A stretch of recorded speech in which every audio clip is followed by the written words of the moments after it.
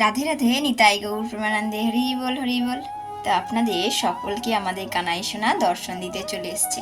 তো আপনাদের সবার মনে আছে তো আমাদের সামনেই আসতে চলেছে জন্মাষ্টমী তিথি বা গোপাল সোনার হ্যাপি বার্থডে 2024-এ 26শে অগস্ট সোমবার জন্মাষ্টমী তিথি আমরা সবাই পালন করছি।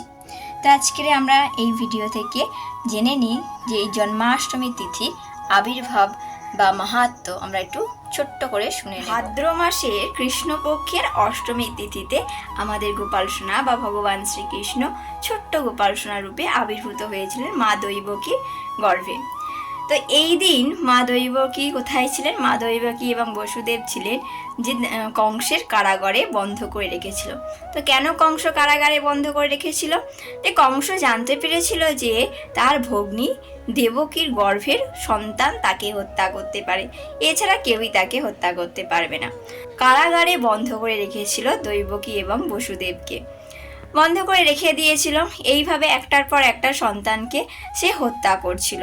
করতে করতে যখন অষ্টম গর্ভে ভগবান শ্রীকৃষ্ণ ছোট্ট গোপাল সোনা রূপে মা দৈবকীর উদরে আবির্ভাব নিয়েছিলেন। মা দেবকীর কাছে ছোট্ট বালক রূপে আসার আগে স্বপ্নে দেখা দিয়েছিলেন ভগবান চতুর্ভুজ রূপ নিয়ে ধারণ করে এসে বলেছিলেন যে অষ্টম গর্ভের সন্তান হয়ে ভগবান আসছেন।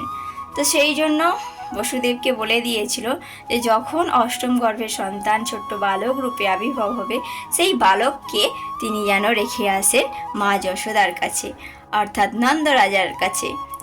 তো গোকুলে রেখে দিয়ে আসতে বলেছিলেন। যখন কংসের কারাগারে ভাদ্র মাসের কৃষ্ণপক্ষের অষ্টমী তিথির উদয় হলো, তখন ছোট্ট বালক রূপে ভগবান শ্রীকৃষ্ণ আবির্ভাব হলো কংসের কারাগারে। তো তখন গভীর রাতে, তখন চারিদিক মগ্ন রয়েছে এবং সেই সময় ঝড় বৃষ্টি তুফান এসছে। তখন ছোট্ট বালক রূপে আবির্ভাব হলো। আবির্ভাব হওয়ার সাথে সাথেই বসুদেব কোলে করে নিয়ে চললেন ভগবানকে দিয়ে আসতে গোকুলে। যশোদা এবং নন্দরাজার গৃহেতে দিয়ে আসতে যাবেন।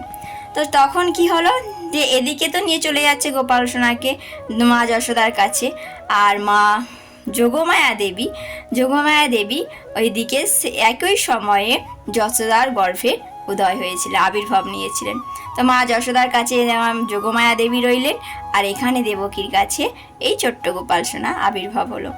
তখন এই ঝড় বৃষ্টির তুফানের মধ্য দিয়ে যমুনা পার হয়ে বসুদেব দিয়ে আসলেন যশোদার ঘরেতে।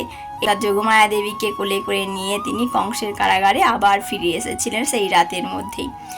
তো এই যে দিয়া এলো, এর মধ্যে অনেক লীলা রয়েছে, যমুনা দেবীরও লীলা রয়েছেন।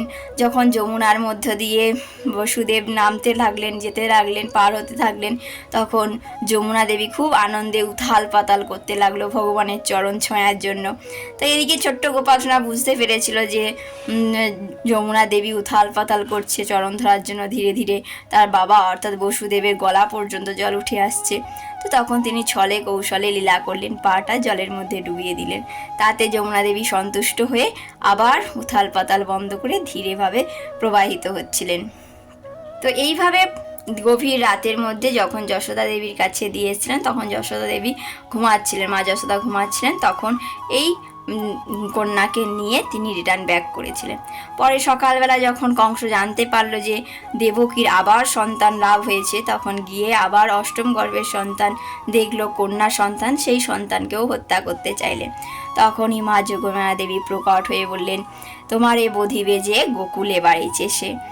তো তখন তো কংস আরও ভয় পেয়ে গেল যে সত্যি তাহলে আবার এই অষ্টম গর্ভের সন্তান তাহলে ইনি নয় কেউ আছেন, সেই ভয়ে ভয়ে থাকতে থাকলেন।